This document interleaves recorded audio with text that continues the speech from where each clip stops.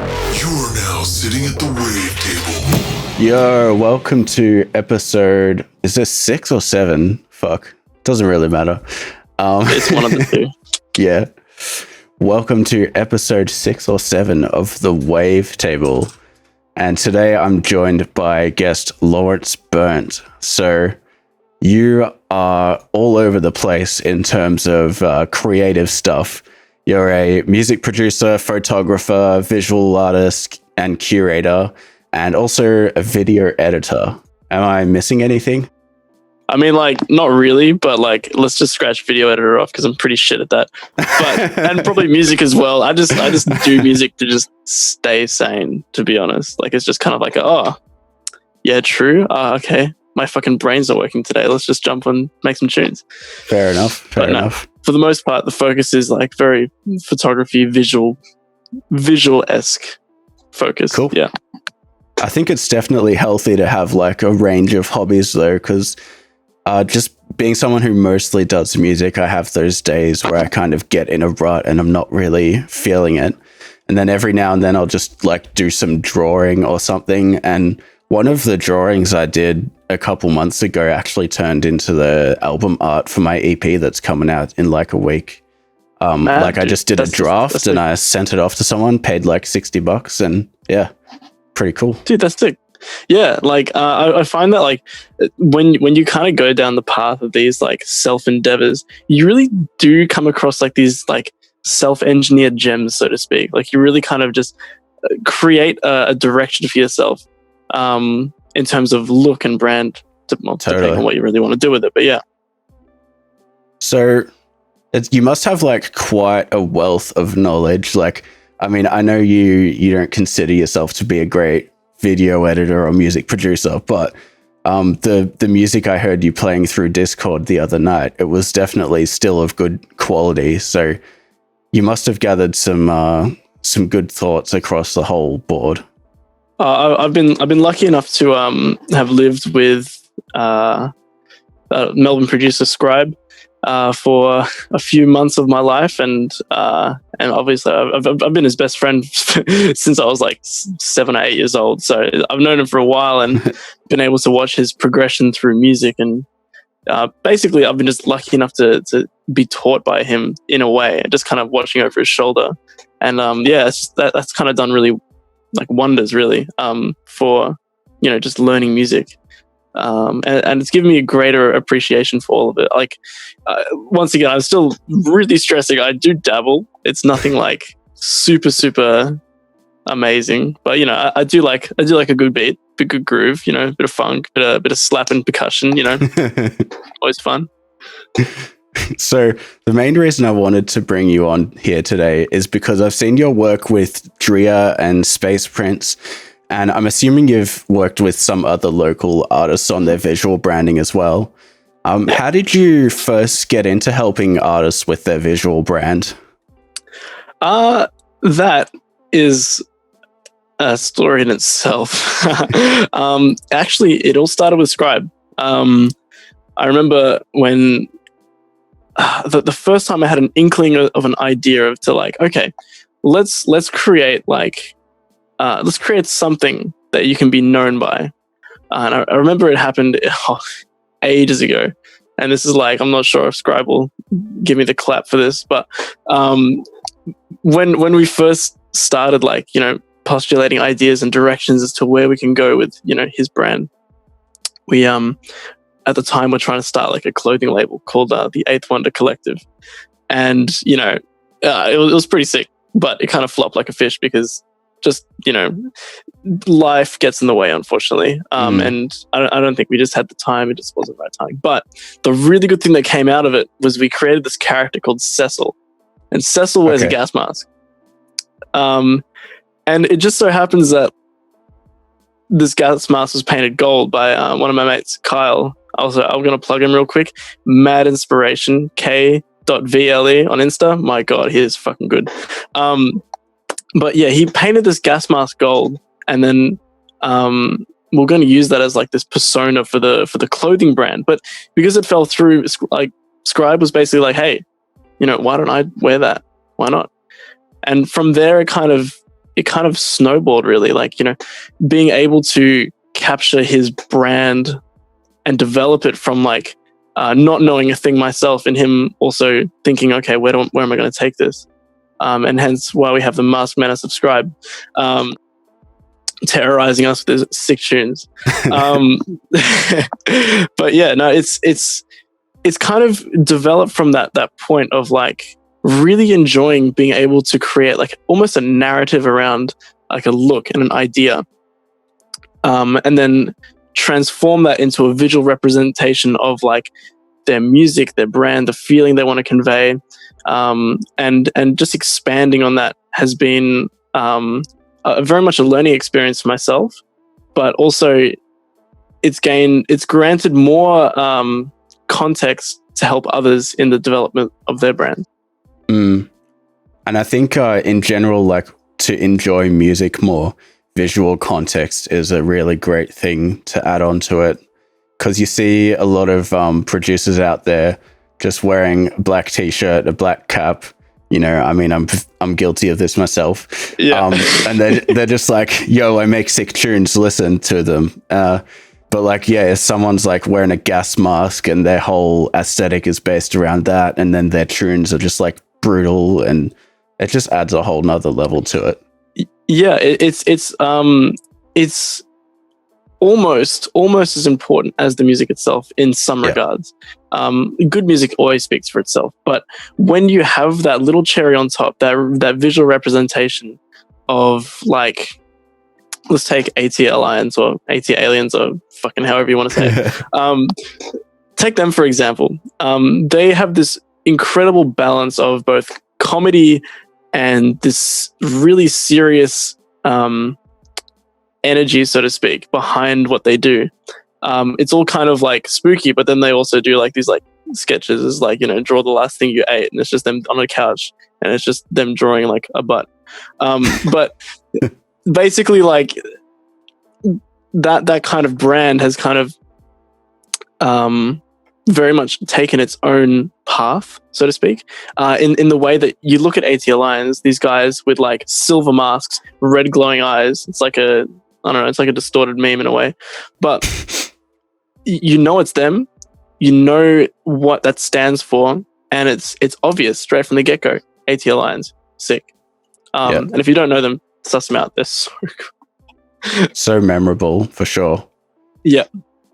So I think I heard you talking in Discord the other day about helping Space Prince come up with the flight suit that he was wearing. Yeah. God, that was sick. That was so sick. I was walking down Burke Street, and I don't know what the hell was going through my head at the time, but you know, I was thinking about like ideas for brands for Space Prince, and how I can kind of make a staple that it can be known by. Obviously, his hair, it's something. It's awesome.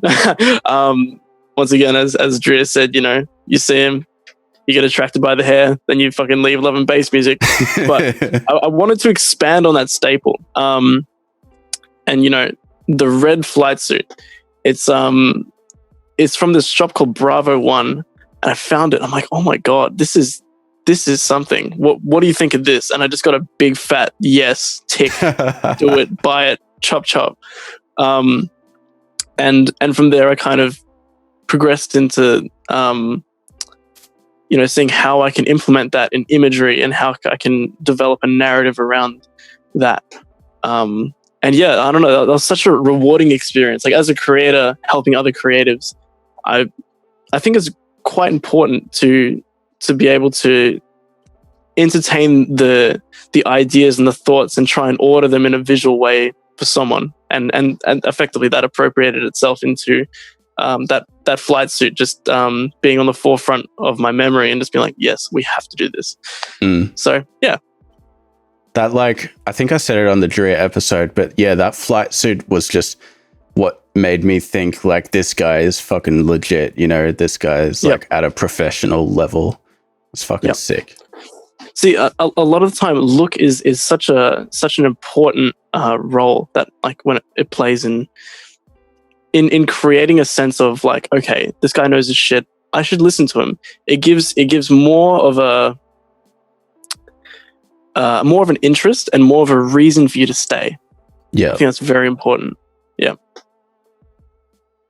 So the work you do, I know it's a lot about like kind of helping artists find their visual branding, but it's not really like just handing them something and saying, here you go, right? It's more about like kind of learning where they're coming from and just helping them develop their own ideas to the best that they can be.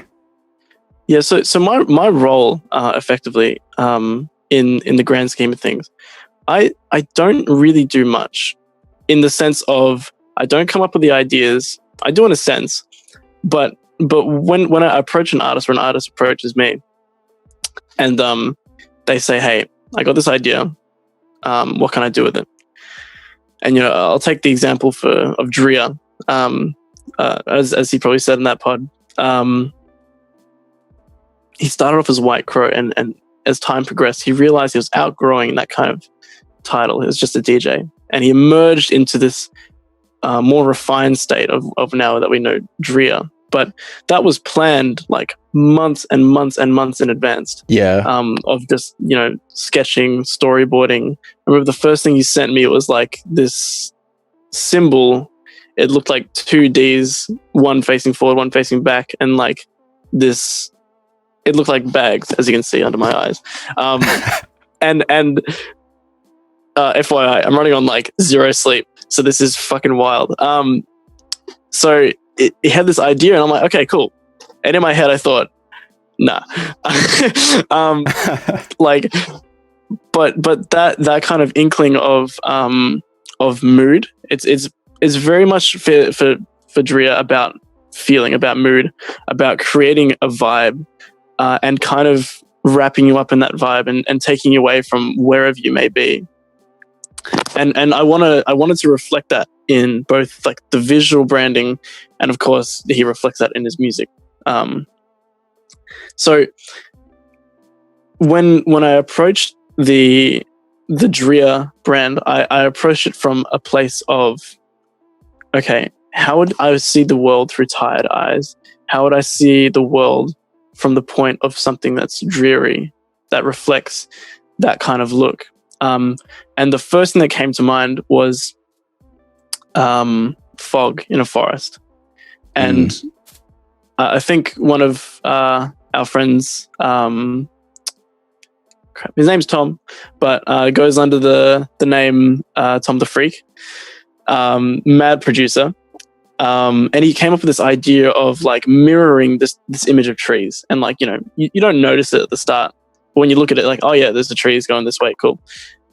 And I wanted to take that idea and expand upon it. So the first time I ever created a visual representation of that kind of a sketch, so to speak, is it was like 5 p.m. At my house. I was bloody cold. It's like 2 degrees. I went outside with my camera. I'm like, oh, this is sick. There's like fog and shit. I can do this. All right, this will work. Just pick up the camera and just start shooting. And obviously it wasn't of Hamish. It was just of like the nature around me. And then that kind of progressed into editing the images in a certain way to reflect this dreary feeling. And from there, it just spiraled out of control into this, as all creatives really do, is they kind of get this idea of something, they just run with it and they just perfect it and they continue on just doing it. Cool. But, Sorry, continue. Oh yeah. So after like I shot the images, I edited them, I sent them back, and once again, big fat yes. Cool. we know the direction, we know the vibe. And so basically the way that's kind of developed is like very, very dull images in the editing process. For all you photog nerds or whoever may be listening in that actually wants to do something like this, I have effectively cut all the highs out of the imagery. And what that allows me to do is create this faded white look, as if the image have just been put in a microwave. And on top of that, I add film grain to create this texturous feeling, which as me kind of ripping on modern photography, we need to stay away from like clean imagery. Like the character is in the imperfections. So I wanted to include these imperfections because once again, if you saw the world through tired eyes, that's what you see.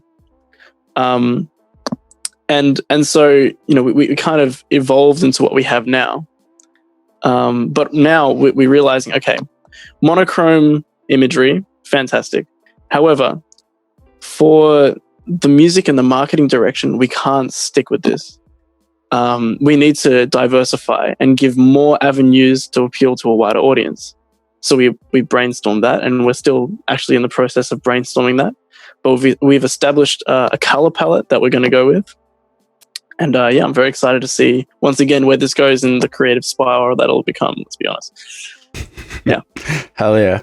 Man, I think if anyone's trying to develop their visual branding, you might just want to rewind and listen to that part a few times, because I think there was so much valuable information in there that, you can just kind of change a few words and apply it to your own brand.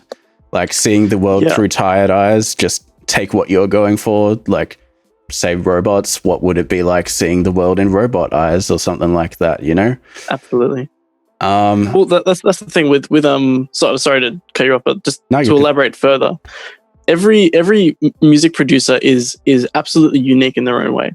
They may use presets, they may use kicks, but if they stick with their craft, they become their own monster, so to speak. And when you become that monster, you kind of have this this absolutely unique direction that you can foster and craft into something that's absolutely you. And I think true authenticity through being yourself in your branding is super important. And I say that with photographing a guy in a mask, right? However,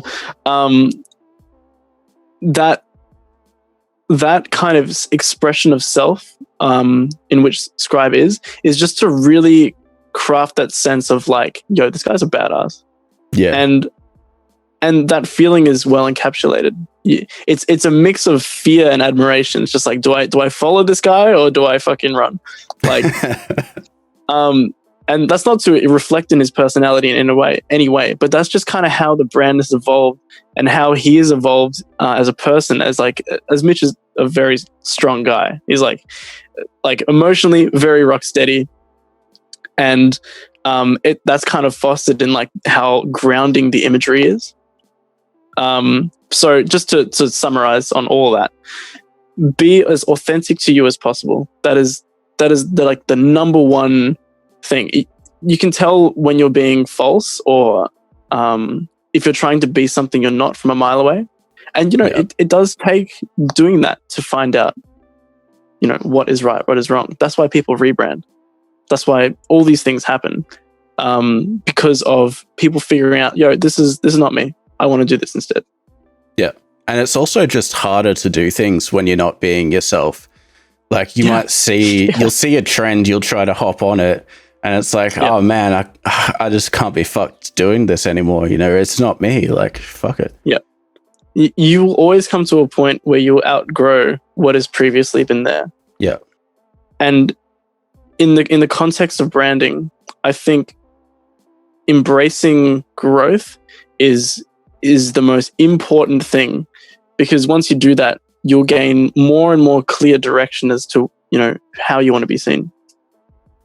Kind of like, in a sense, you can kind of let your listeners or viewers or whatever tell you kind of what you are.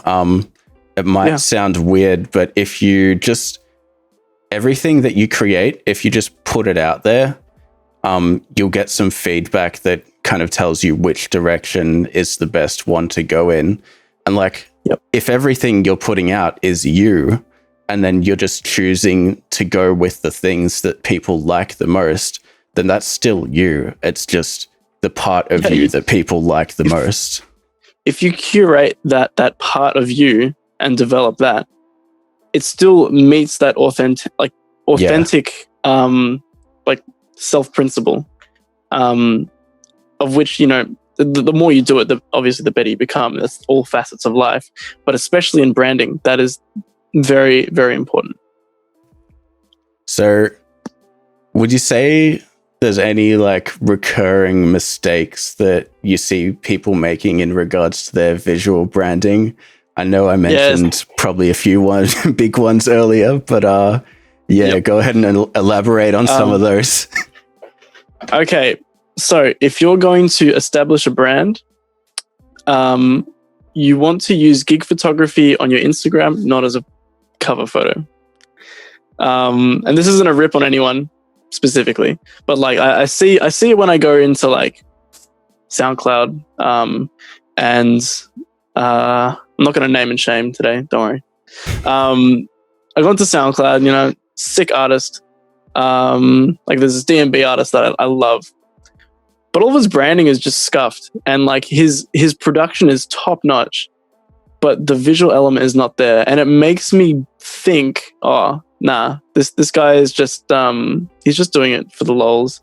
He probably won't stick around for very long. This is not actually his passion. But really, I do believe that he's an incredibly good producer, and that is his passion. But he's just executing the hook, so to speak, to hook me in, or to hook the viewer and listener in. Like for example, if this D&B artist had like a very, very more in-depth, like illustrative piece as a banner, that spoke more towards fitting the feeling of what he's making, I think that would absolutely outshine and be way more memorable than him just being like, yeah, at a gig. Totally. Yeah. Kind of reminds me of when I was like in my teen years. There was just obviously a bunch of rock bands always around, but I was really drawn to the ones that had distinct imagery, you know, like My Chemical Romance and that. Like, oh my God, they're so distinct.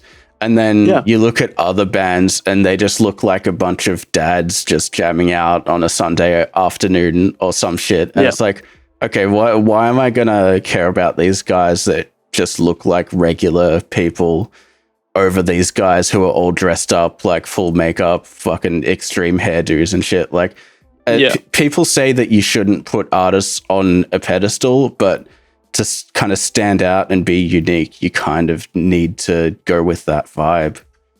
Personally, I don't think that's putting them on a pedestal. It's more so them embracing like a wilder side of themselves. Yeah. And then developing that. And you can argue that, you know, they're just doing it for the memes and shit. But like a lot of the time, the lifestyle that is perpetuated in what people do is the lifestyle they live. And that's kind of like why you get enthralled by these people.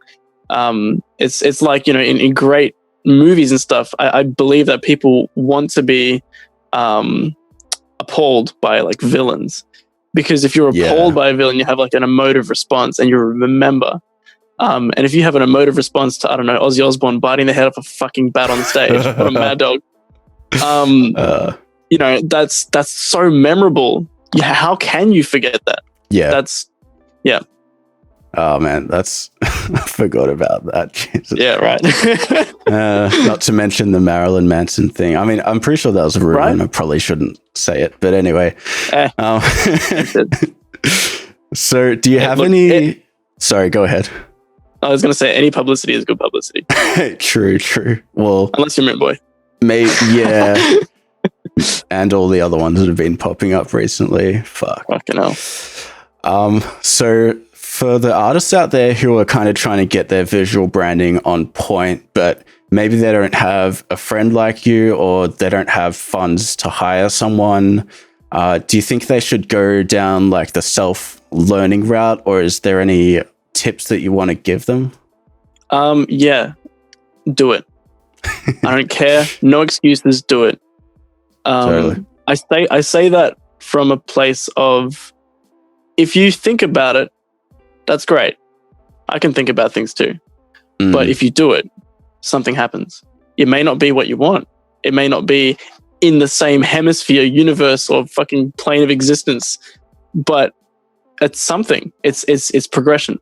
And the more you do the more you refine how you want to be seen, the more you can have a clear direction as to when you have a bit of extra dollars. You can say, hey, blah, blah, photographer, hey, can you please help me with this? This is what I want. You know, depending on who you hire, they may not get it, which is something I do want to touch on as well. But start creating a direction for yourself. If you don't create direction for yourself, all you're going to do is make music. You're not going to inspire people to be like you. You can inspire people to be like you in the sense of making sick tunes, but like you said, My Chemical Romance, that fashion style was perpetuated through an entire generation. Like that's it. You can make so much more lasting effects by being not only someone that makes things that touches people's hearts, but actually by living or perpetuating the feeling that you want people to feel in visual branding. But for people that also want to get started, don't be afraid to message photographers. Just look for people that are starting out, that quite frankly their work is not good. Those are the best kinds of people you can talk to, because if you maintain a relationship like that over a long period of time, you can effectively develop their skills while they develop your brand. Like, for example, me and Scribe, I'm happy to say that when I first started shooting him, I was like, someone put a fucking bag of dog shit on your door and lit it on fire. Like, I was not good. And, you know, between now and then, obviously things have changed. You know, I've kind of skilled up, so to speak. But if you create a relationship with someone who's still finding their feet, finding your feet together is a wonderful experience for one, but for two, it allows you to create content, because content is super important. As long as you're continuously engaging with your community, no matter how small, it's something. But if you don't have content, it's very hard to have people say, oh, this again, notification pops up on Instagram. Yeah. What else? Designers as well. Designers are a tricky one because I haven't really gone down into the field of design work per se. Like I can use Photoshop and I'm pretty proficient at using it.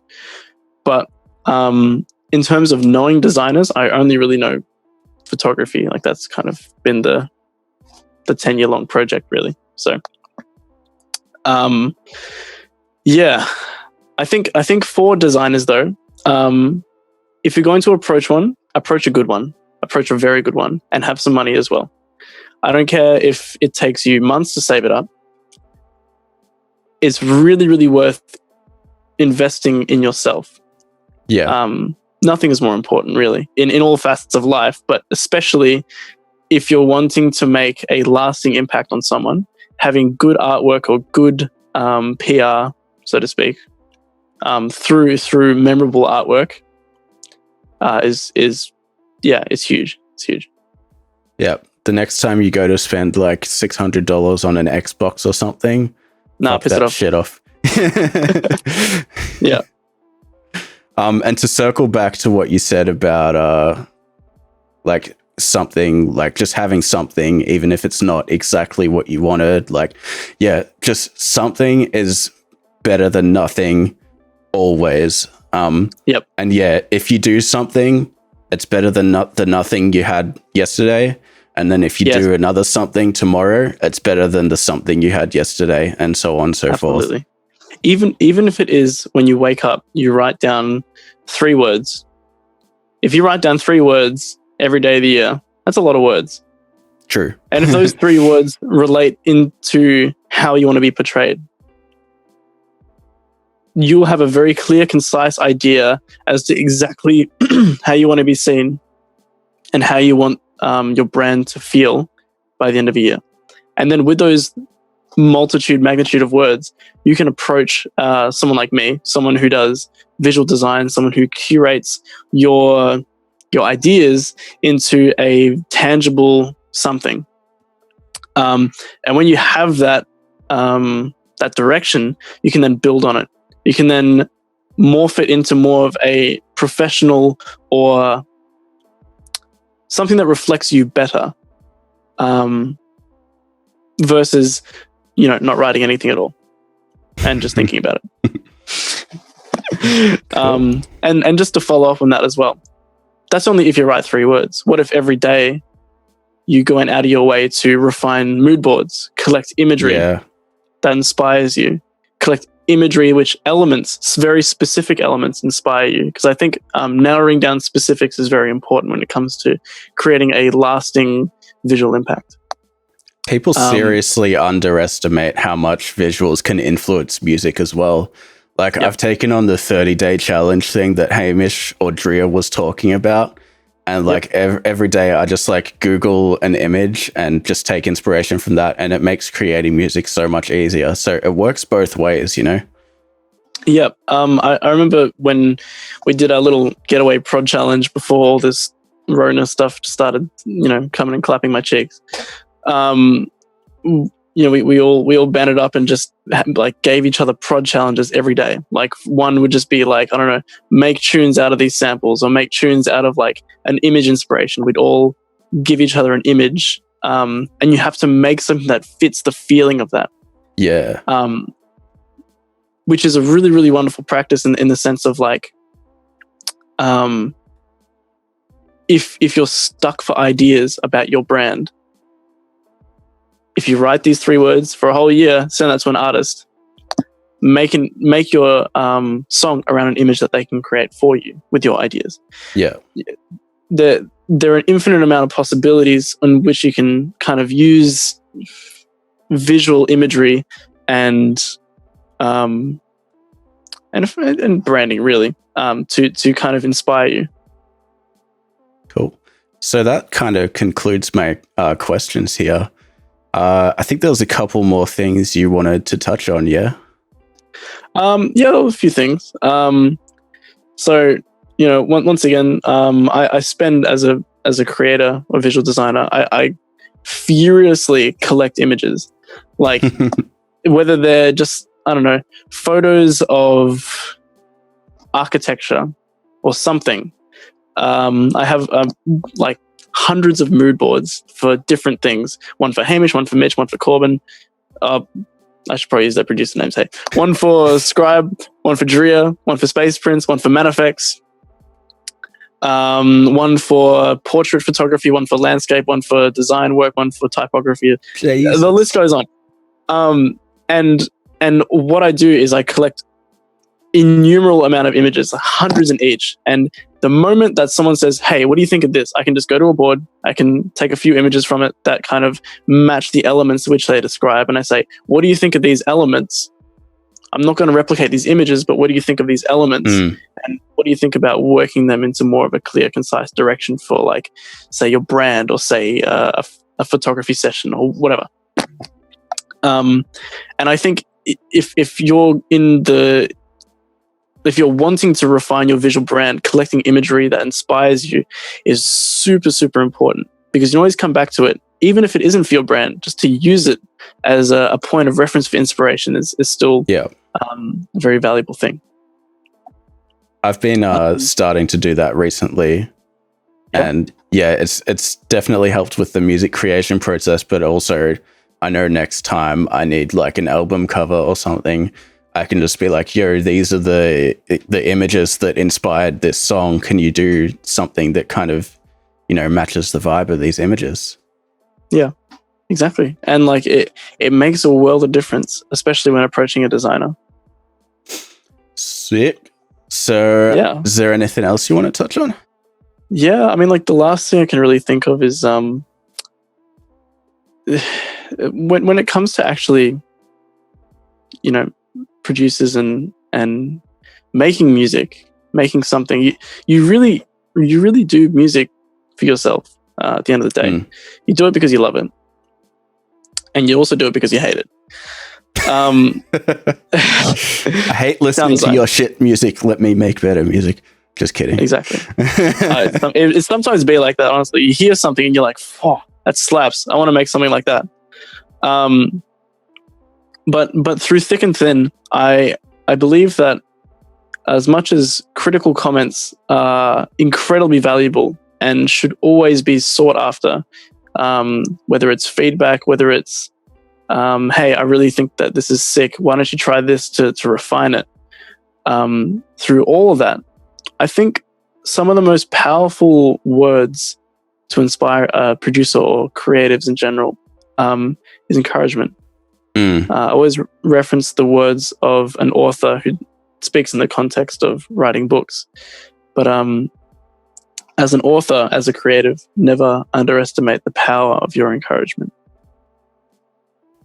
Yeah, so, I think that's a good note to end on. Hey, yeah, a lot of people kind of, they make something and then they put it out into the world to be kind of refined. But I find a lot of the people, they end up getting their work refined so much that it just completely diminishes the work. And it's like, you kind of just got to keep creating, and like you can refine and refine and refine. But at the end of the day, how much of it is left in you if you just, how much of you is left in it if you just keep doing what other people want you to do? Yeah. Authenticity is, once again, I've probably stressed this so much, but authenticity is so important. Oh my God. Like, yeah, I can go on for hours. I don't know. I'm going to start open that can of fucking worms. All right. It was great having you on, man. Had a fun time talking to you. And honestly, wonderful. Yeah. Thank you so much, dude. Hopefully we work together in the future or soon. I'm sure I will do some work for you sometime. Don't worry. Yeah. All right. So yeah, if anyone's looking for like a fucking dope guy who does visual branding and shit, check out Lawrence Bernt on Insta. That's Lawrence Bernt. Any other? Oh yeah, Lawrence Bernt, I think. Any other socials or website or anything you want to promote? Nah. Instagram is the best place to find me. Even if it is for just like non-specific advice or anything like that, a friend just message me, dude. That's all you need to do. I do my best to get back to people. I'm shit with replying, but if I do reply, I'll make sure that I do take the time to give you, something that's actually worth your time. I want to help you at the end of the day. Really. Yeah, everyone I've had on the podcast is super chill, so don't be afraid to message them. They're not going to be like, "Oh, who the fuck's this dude?" Or Yeah, first person that messaged me, fuck off, dickhead. All right. Thanks for watching, everyone. This was episode 6 or 7 of the Wavetable podcast. I can't remember. I'm Astroreign featuring guest Lawrence Bernt. Peace. Latest, please.